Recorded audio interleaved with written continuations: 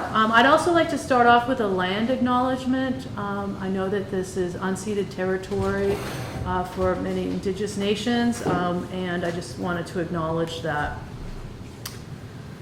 So today I'm going to talk about some research that I've been undertaking that's based on a larger multi-sited research project where I've worked in Mongolia, Western Australia, British Columbia, as well as Lake Superior, and trying to work through these new directions about extractives and heritage. My recent book that I said was poorly titled tried to make some of these connections visible around this idea of heritage landscapes, right? To think about the politics around heritage landscapes. Heritage landscapes being everything from, Montreal to urban or indigenous post-industrial landscapes and so on. Particularly in that book, I was arguing about landscapes as being central to how communities articulate their identities and relationships, and then taking these kinds of things to look at more seriously. And other issues started coming up, particularly around issues of post-disaster landscapes, as in Prince William Sound, where I did work, as well as some new work with uranium mining in Navajo Nation. So, thinking about extractive industries in indigenous territories or heritage, in the last decade, we've seen that extractive and energy development projects have accelerated. And I'm thinking about mining and minerals, as well as crude petroleum or natural gas, and also all of that, what comes with that. So we have the building of infrastructure and pipelines. We have policies and policy changes. We have technologies and communities, and all these things are intersecting, particularly around, especially on or near indigenous lands and territories. And we can see that in the United States, where we have proposed oil and gas projects in Chaco Canyon in New Mexico, or we can look to Western Australia, where they're building deep water ports and infrastructure, constructing new roads and changing policies. And all of these projects have wide-ranging environmental, economic, and social costs, oftentimes borne by the community. And back in 2006, when the Standing Rock Sioux and their allies were protesting against the crude oil Dakota Access Pipeline and lots of international tension, less known was at that time members of First Nation groups were occupying in many regions, and particularly Lilu Island along the northern British Columbia coast. And there we had a group of Tsimshian water protectors who were occupying their traditional territories in protest against a proposed liquefied natural gas plant on their sacred territories. And although the occupation did not receive the same attention, it doesn't mean that they didn't receive support. There was marine scientists and environmentalists and archeologists. Members of the sport fishing industry and tourist industries were also working together to oppose this development. And particularly around the mouth of the Skeena River, which is one of the last undammed rivers, a very important area, particularly the site of the Flora Bank, which I'll talk about in a little bit, because of its essential habitat for wild salmon stocks. And while we debate the environmental and social costs of large-scale extraction, an equally compelling and really underreported thread is how each of these cases, these brief cases I just talked about, pivots around heritage, all right? In North Dakota, the tribe sued the Army Corps of Engineers because it failed to consult them about their traditional cultural properties. In British Columbia, First Nation groups argued their case before the federal court that the terminal, oops, sorry.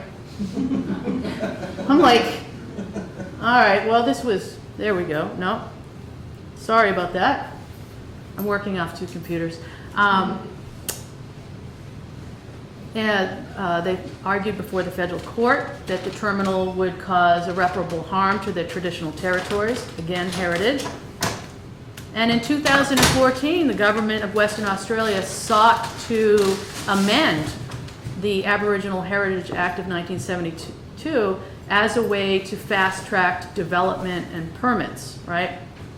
Now, it's really important to note that I am aware that not all communities oppose industrial or extractive industries, right? And many groups, particularly along the Pacific Northwest coast, are actually actively engaged in extractive industries, right? And to describe it only in these terms would be misleading.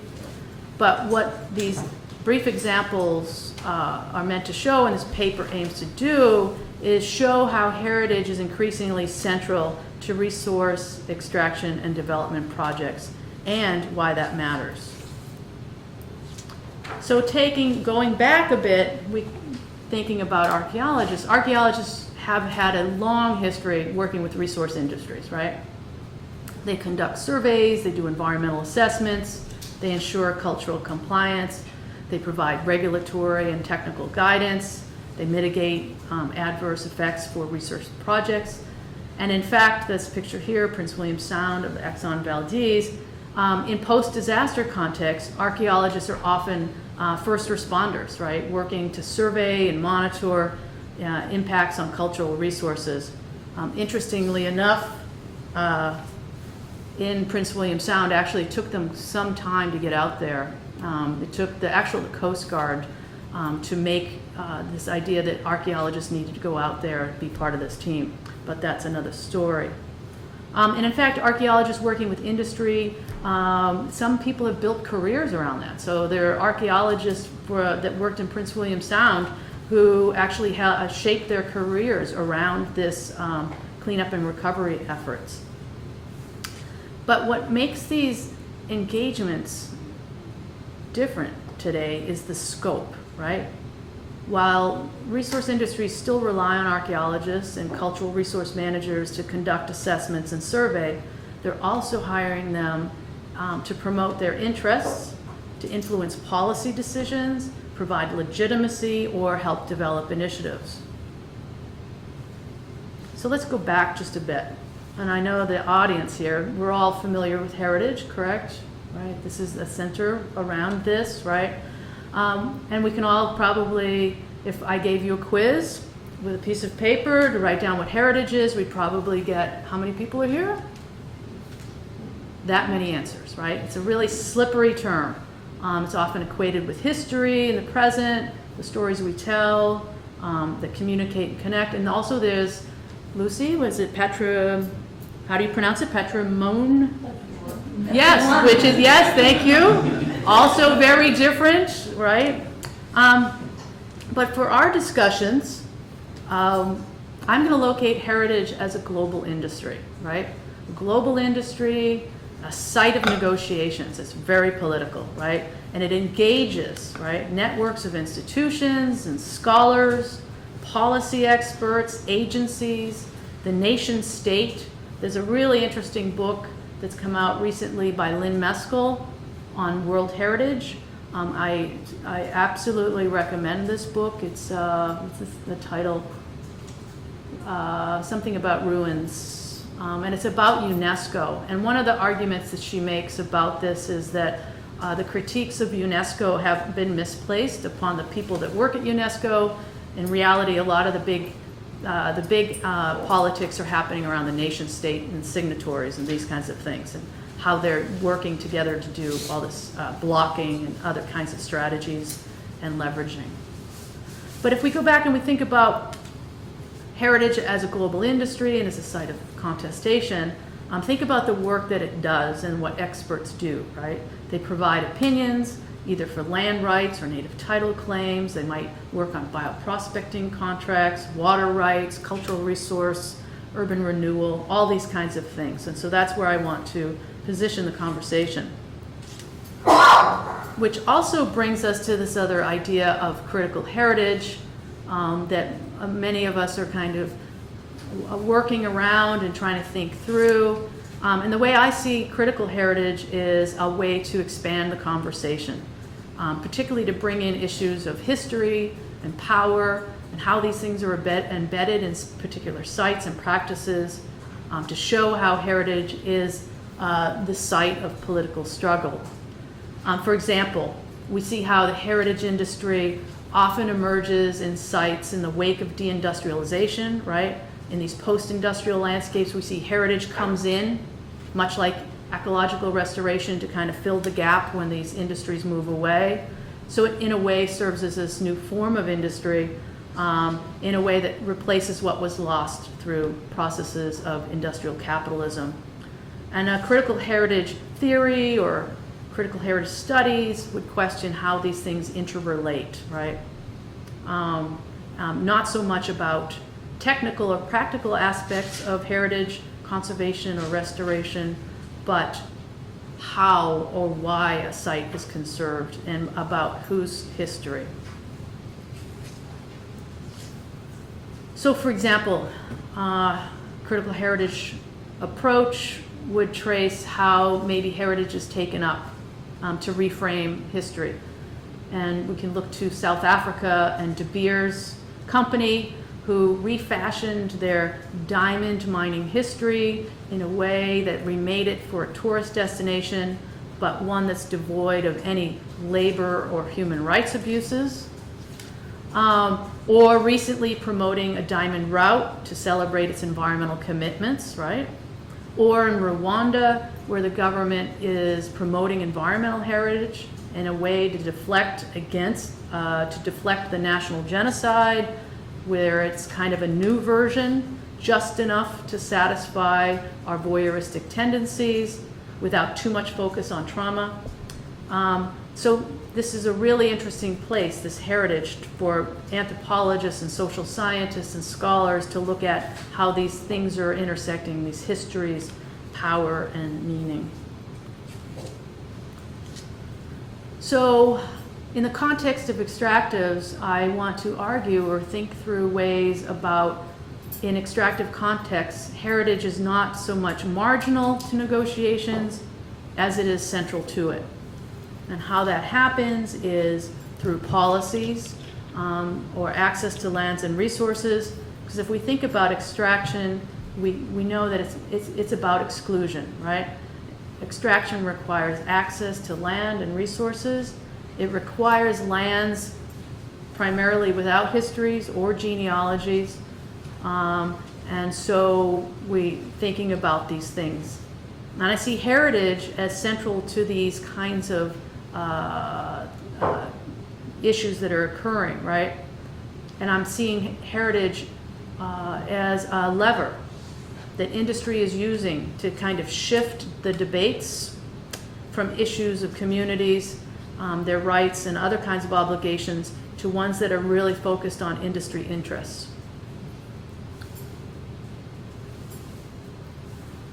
So let's walk through one of these kinds of examples and what I'm trying to talk about.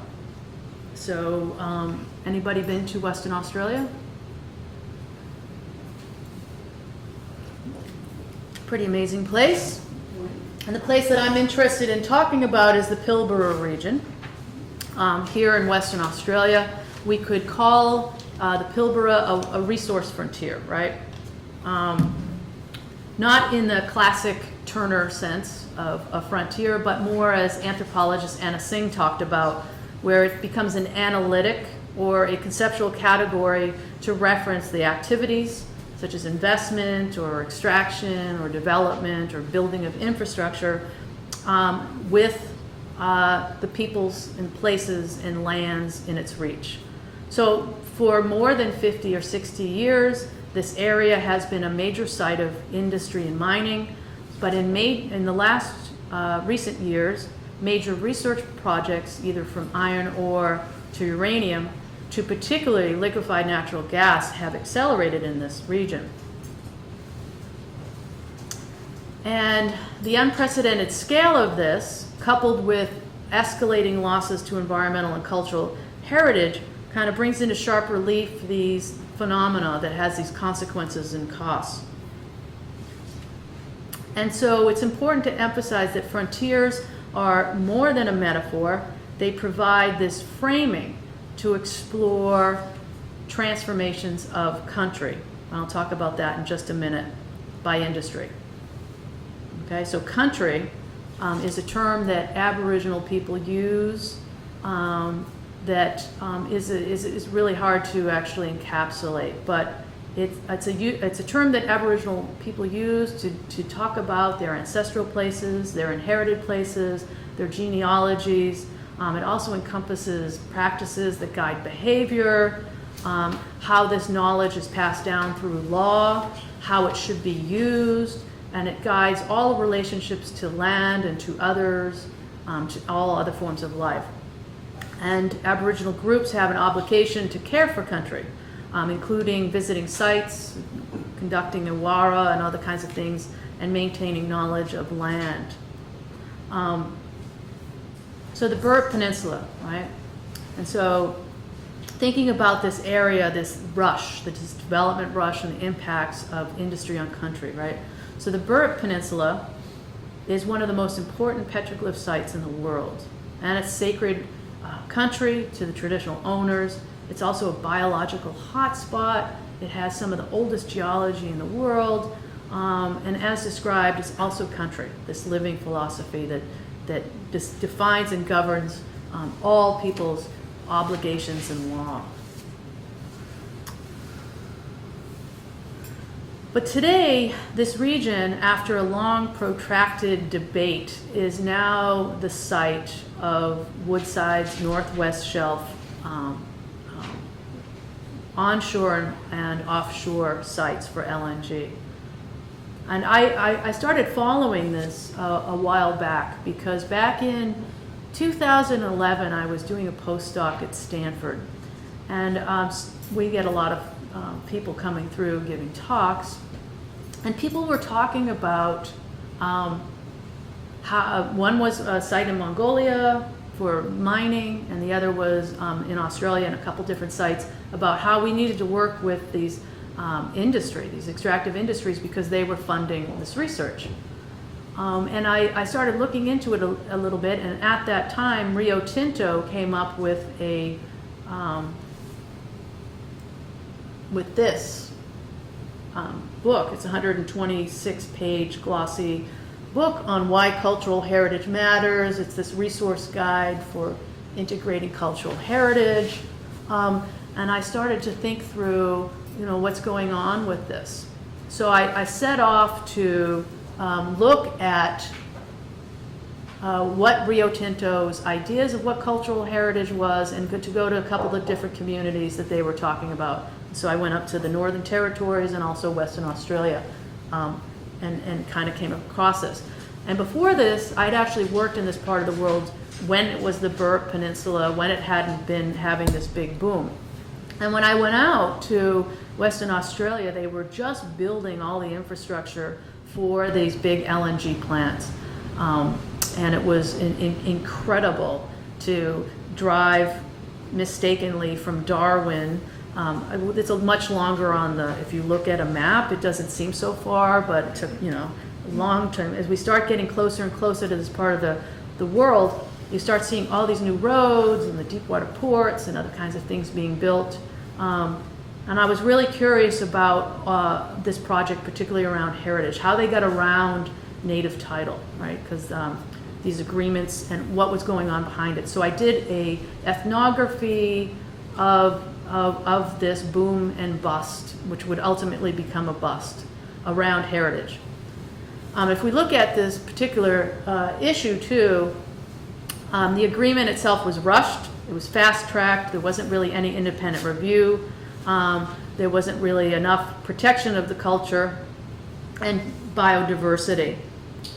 So in the field, though, it was really challenging, and this is one of the challenges of looking at extractive industries is it's pretty powerful. It's pretty fast-moving, right? It's not something that you can actually follow very easily. It's what Sally Engle-Merry talks about as deterritorialized ethnography. She works at the UN on human rights. Many of these decisions are actually occurring excuse me, outside the ethnographic, right? It's like, who do you follow? Do you follow the thing? Do you follow the conflict? And what do you follow? And so you really need to use a different set of tools to get at this. And a different kind of training that I had than was in the classroom. I had to be kind of nimble, trying to document this boom and bust, very fast moving. I think that's intentional. So one of the things that I did find through this research in Western Australia was particularly around discourse, with this term that a colleague of mine had used in her dissertation called corporate heritage discourse. And I find that really useful. Corporate heritage discourse would be something like this 126-page document where it becomes kind of like corporate social responsibility, but more than that, right? It's literally, they're using heritage discourse to frame things in new ways, or to claim, right? It produces this kind of closed story. One that's complete, one that's whole, one that's largely untroubled, right? And it's not surprised because in other contexts, such as in Uluru, where I've also done some research, these practices and documents are also embedded in land management. But this corporate heritage discourse has this charisma, similar to CSR, corporate social responsibility, right? Where it's the company's given this new authority, and it gets to naturalize ideas.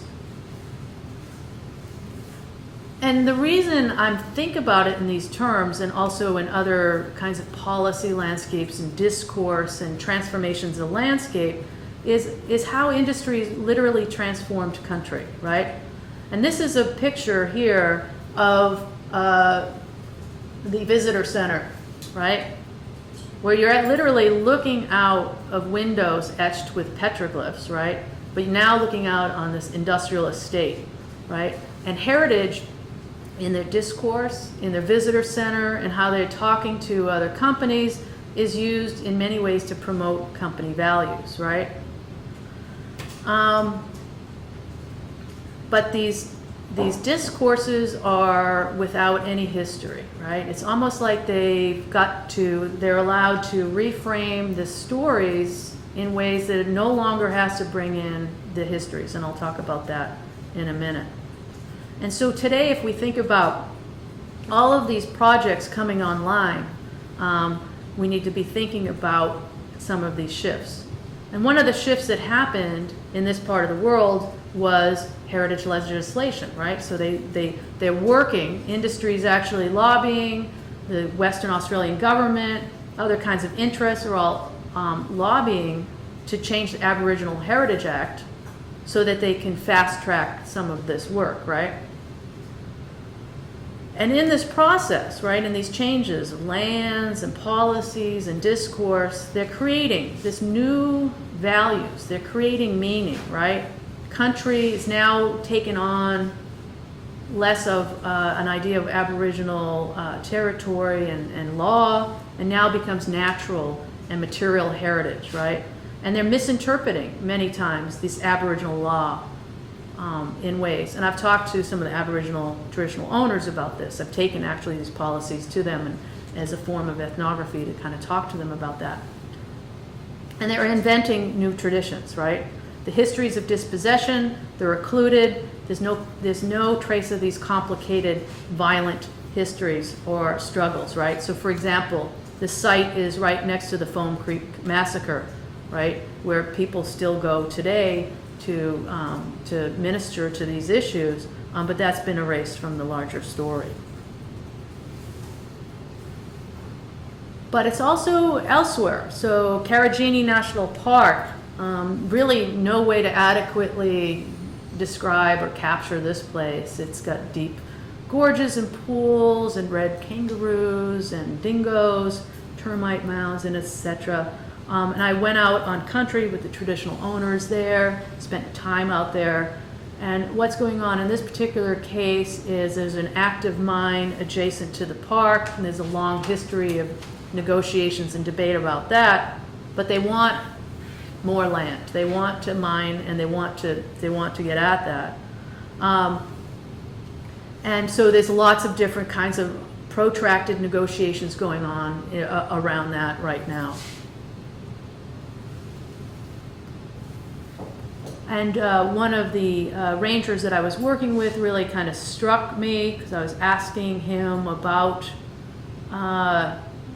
country, and he was talking to me about law, and was talking to me about the resilience of country, right? And so his words are really about that, about this resilience of country, right? It provides, as he was talking about in the larger conversation, a kind of direction, a mooring, a place of in place of troubled histories. But it's also, for him, law and culture were kind of integral. But at the same time, as you can see through this quote here, is that he's worried, right? Because, you know, these kinds of processes, whether it's building on the Burke Peninsula or expanding the mine in Carragini or siting LNG sites and these kinds of things, it impacts these traditional territories.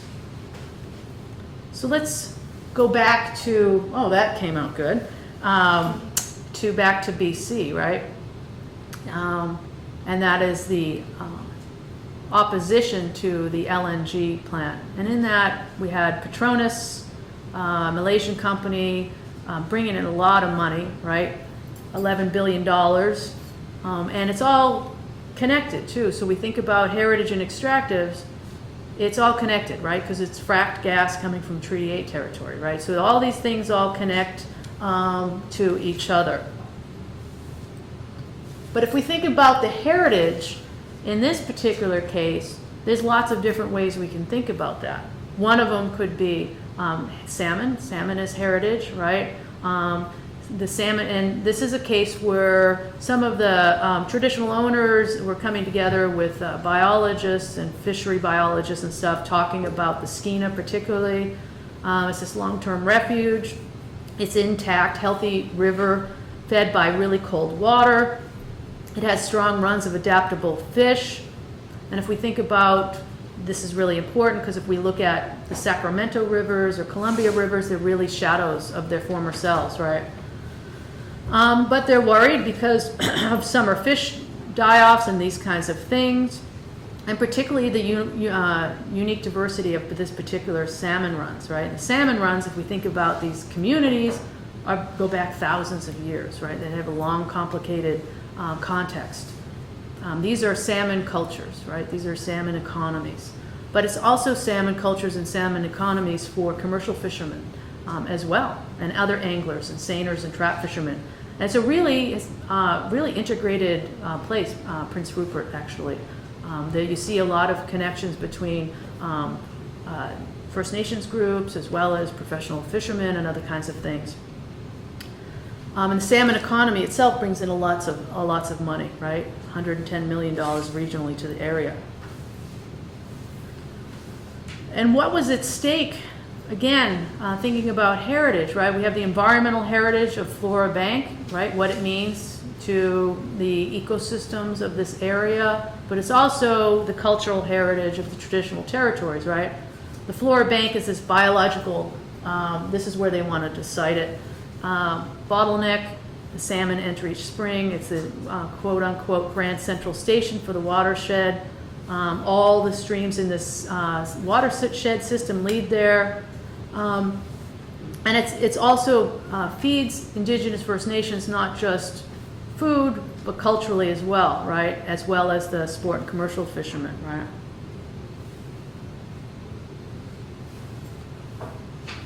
So I went there in 2017 trying to get an understanding of, again, this multi-sided approach to understand this region, and particularly the development of extractive industries around heritage. And I went to the University of Oregon and I worked with Madonna Moss. I originally wanted to be a Northwest Coast archaeologist, so I was familiar, at least, I mean, I wasn't familiar with Prince Rupert, but I'm familiar with this region. And so I went up there and was looking at what was going on. And one of the things I looked at, surprisingly, was the report from Petronas, the company. They have to do the environmental impacts and other kinds of things, and it's held at the local library. There's books, you know, there's just volumes and volumes. And I happened to to spend some time looking at the report on the archaeology, right, the heritage, and I was shocked because they completely missed the boardwalk site. The boardwalk site is one of the most important archaeological sites on the Northwest Coast. It's Introduction to Northwest Coast Prehistory 101. I mean, if you take a class on Northwest Coast Prehistory, this is one of the sites that you need to memorize and think about. They missed it. They only talked about this one particular Lilu Island. They didn't talk about the connection to Haida Gwaii, right? It's a 7-hour ferry ride. Don't ever do it if you get seasick. But they didn't talk about Haida Gwaii, right? They only spoke in terms of a few lithic scatters and some material culture. And they didn't bring in any other kinds of intangible culture. They didn't talk about the salmon. They didn't talk about sacred sites. They missed the water. Water is an essential part of this discussion. They didn't talk about long-term care or connection. So they missed so much.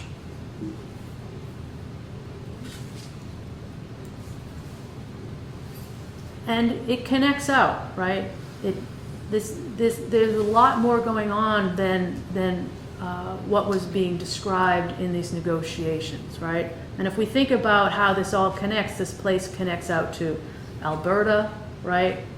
Natural gas from Alberta to northern BC, talks about Treaty 8, all of these other kinds of things. It connects out to government and industries, all of these kinds of things, right? So if we're talking about heritage in this region, now we need to be thinking about other kinds of things, like investment decisions, corporate tax rates, technologies used, and those kinds of things. Interestingly enough, I come from an engineering school, so I work a lot with engineers on other kinds of projects. And when I asked them, I was talking to some of the people about this, their idea of how they were going to get past this Flora bank here is they said they were going to engineer their way out of it. So what they were going to do is build this big bridge that kind of went up over the island and past the Flora bank, from Lilu Island out past the Flora bank, to kind of engineer their way out of this issue. And in that kind of framing, it brings into sharp relief how when we're talking about heritage and extractives is a lot more than we need to be thinking about. So why heritage? Why heritage and extractives, right? And I think it's an important place and it's an important lens to be looking at, right? I think that these two things connect in multiple ways and in very different ways, right? Whether it's connecting out to other sites or places or other communities. And I think it's an important place where we can think about these kinds of things. Hello. And oftentimes in these in the three sites I can talk about that I've worked at, what often gets washed out is the local specific context. And if they do bring it in, and they is kind of broad, if it is being brought in to be discussed, in some ways, sometimes the heritage is being used in ways to help get a project going. So for example, in the copper country where I live in the Upper Peninsula, Rio Tinto had come through, they want to put in a nickel mine, and one of the platforms they were talking about was mining is our history, right? So they're literally tapping into the heritage industry of this region to help promote their projects. So thinking about how these things connect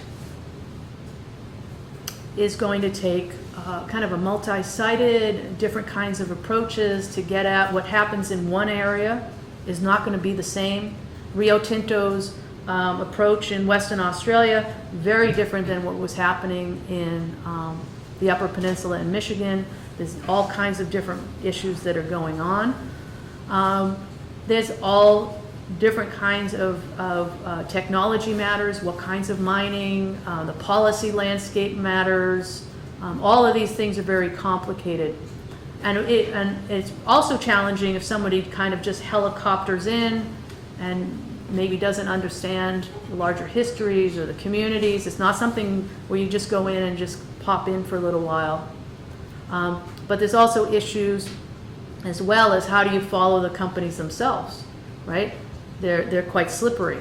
And a lot of these decisions are being made elsewhere. So I have a couple different projects that I'm working on at this moment. One of them is proposed uranium mining in the Southwest. I'm looking at also communities and post-industrial contexts up in Michigan where I'm at. Okay. All right, so that's all I have for you.